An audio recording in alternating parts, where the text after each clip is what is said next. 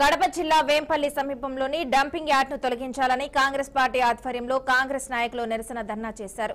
ఊర్లోని చెత్తను వేంపల్లి పాపగ్ని నది పరిసరాల్లో వేస్తున్నారని వేంపల్లి పంచాయతీ ఈవోకు వినతి పత్రం అందజేశారు.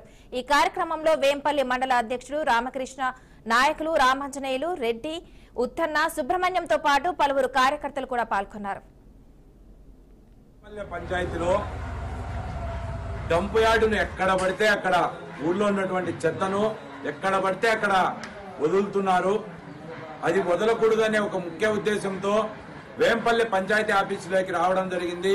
ఇక్కడ ఉన్నటువంటి ఈవో నాగభూషణ్ రెడ్డి గారిని కలవడం జరిగింది. ఆయన సానుకూలంగా స్పందించారు. ఇక్కడ ఊర్లో ఉన్నటువంటి డంప్ యార్డును కూడా మార్చాలని మేము డిమాండ్ చేసినాం. ఆయన ఎంఆర్ఓ గారితో మాట్లాడమన్నారు. ఎంఆర్ఓ గారితో కూడా మాట్లాడడం జరిగింది.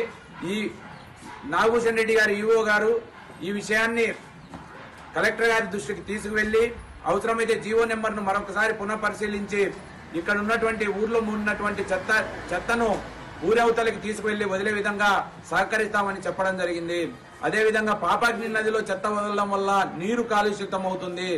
అదేవిధంగా ఊరి మధ్యలో చెత్తను వేసి కాల్చడం వల్ల గాలి కాలుష్యం అవుతుంది. నీరు గాలి కాలుష్యం అయితే ప్రజలు అనారోగ్య పాలవుతారని మేము అందరినీ హెచ్చరిస్తున్నాం.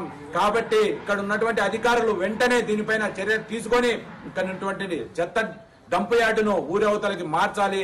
లేని ఎడల కాంగ్రెస్ పార్టీ ఆధ్వర్యంలో అవసరమైతే ధర్నాలకు సిద్ధమవుతామని ఇక్కడ ఉన్నటువంటి అధికారులకు హెచ్చరిస్తున్నాం. జై కాంగ్రెస్, జై జై.